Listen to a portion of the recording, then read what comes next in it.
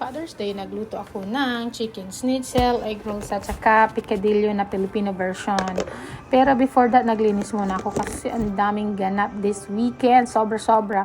So yun, nilinis ko muna yung dalawang bathroom namin sa taas.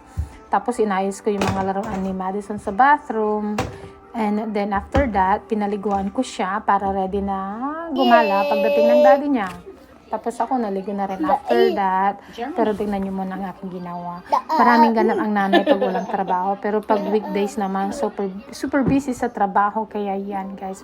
And then pagkatapos nun, nakipiesta kami sa Libertyville. Pumunta kami sa Carnival. Sa Pilipinas, ano lang to, periyahan lang ang tawag sa atin. Pero dito Carnival ang tawag sa English, I guess. And yun, pumunta kami. Ayun.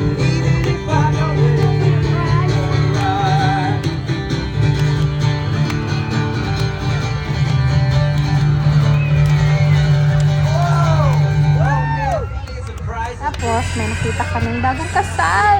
Nagpipicture taking sila sa Carnival. Oh, well. Ayan. And then, after that, ayun na, nagluto na ako. Yung picadillo na malapit ng matapos.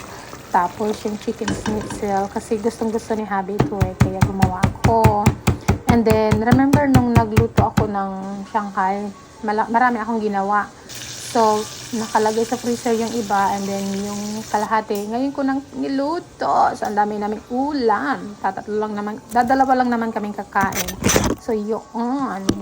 Kami na lang ang gagawa ang lutong. Sige, yala na. Bye, guys. Thank you. Happy Father's Day sa lahat.